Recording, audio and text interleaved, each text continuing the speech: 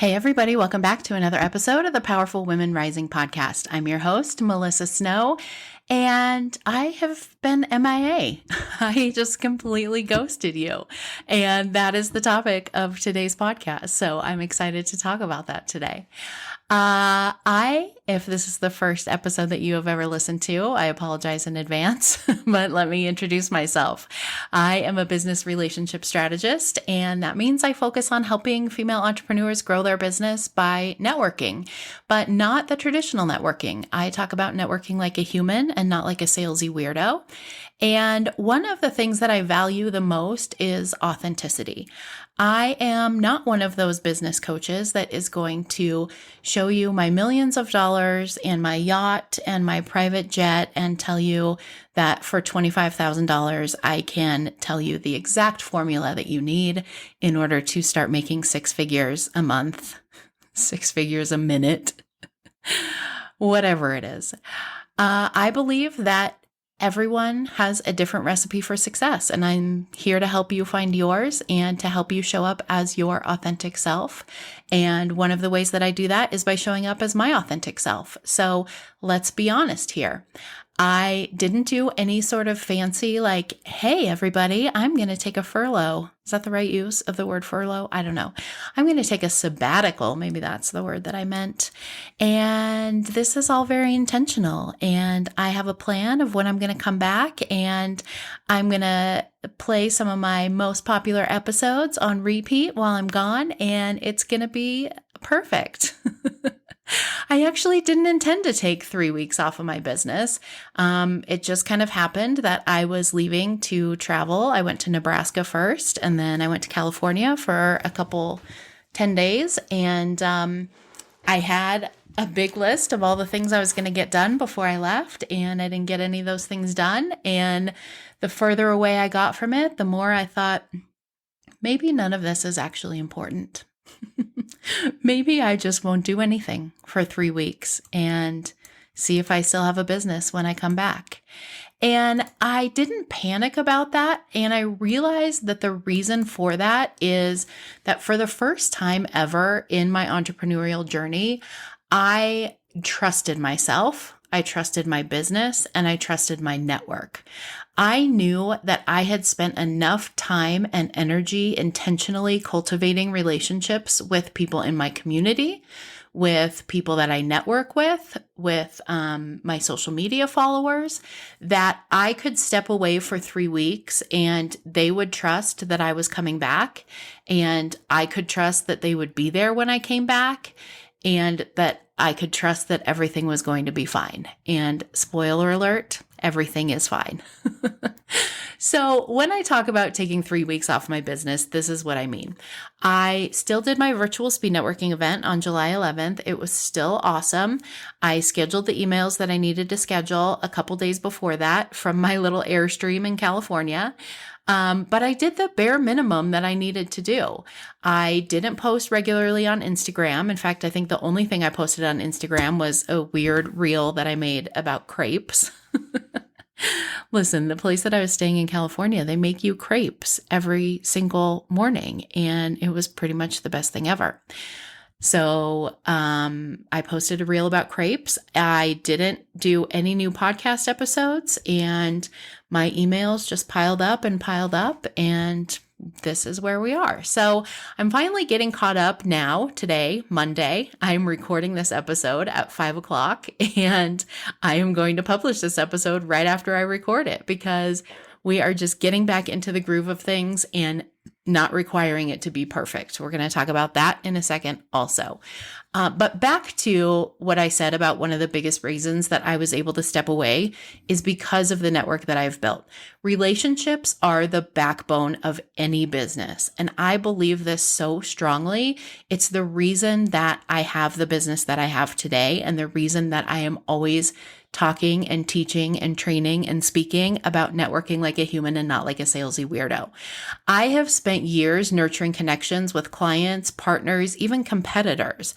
And they aren't just business contacts. They are people who trust me and I trust them. And so when I say, I got a lot of shit going on in my life right now, and I just need some time away from my business. I didn't panic about that because I knew that everyone was still going to be here when I came back. According to a study by Harvard Business Review, businesses with strong relational networks are 58% more likely to succeed during periods of leader absence. That is huge. So building these connections takes time and effort, but it's worth every second. I can't stress enough how important it is to invest in your relationships. Attend networking events, join professional groups, build genuine connections, because these relationships are not only going to support your business, but they're also going to support your personal well-being. While we're on the topic of personal well-being, this is a really great reason to step away from your business. I've got a lot going on in my personal life, and I knew that I needed to just take a break. A study by the International Journal of Entrepreneurial Behavior and Research found that entrepreneurs who take regular breaks and vacations are 30% more productive than those who don't. So I knew that I could push through. I knew that I could stay up later. I could pass on time with my family. I could make some different choices and get more shit done so that I would have Instagram posts scheduled to go out, so that I would have podcast episodes ready to go, so that I would have emails scheduled announcing these new podcast episodes. I could have pushed and hustled and grinded, did the hustle and grind so that I didn't have to take this time away and things would still be happening while I was out of town. But I just didn't want to. I knew that I needed to prioritize myself, my own well-being, and that I needed to trust that my business would actually be better because of it. The reality is, if I would have forced myself to do all of that stuff, the content that I would have produced would have been mediocre at best. I would have been showing up in the energy of I am here not because I want to, but because I have to. And as you know, if you've been listening to this podcast for a while, that's one of the things that I say about networking is that if you're showing up to networking events with this energy of like, I really don't want to be here, but I'm here because I have to. I'm here because someone said this is the way to grow your business. And so here I am at this godforsaken networking event that I don't want to be at. You might as well not even go. And I knew the same was true for me and pushing through and creating this content and getting these things done. That if I was going to do it in that energy, I was better off to just not do it. There's another study I found by the American Psychological Association that shows that taking time off reduces stress, increases creativity, and boosts overall well-being. This is not new information. We all know this, right? We hear it everywhere. I have a whole episode about self-care and why self-care is important. And we talk a lot about boundaries and things like that, taking care of yourself first, why it matters to your business. But when it comes down to it for ourselves, we're like, okay, that's really nice. That sounds lovely, but that's not going to work for me in my business. I've got to show up. I've got to keep doing things. I've got to keep pushing because I don't want to miss the one opportunity. I don't want to miss the big deal. I don't want to miss that one client who maybe was going to hear that podcast episode and sign up with me, but it didn't happen because I didn't put the podcast episode out. Like we get all of these stories in our head about why we can't take time away, and none of them are actually true. And I'm proof of that. And that's part of why I'm recording this podcast episode for you. I mentioned earlier that we were going to talk about imperfection and how imperfection relates to this topic. Entrepreneurship is messy and chaotic and imperfect. And I know sometimes it doesn't look like it is for everyone. We see people posting on Instagram. We have these people that we meet at networking events that seem like they have it all together. We see these people who are succeeding and crushing it all the time. And we think we are the only one who is messy and chaotic and imperfect. That is just not true.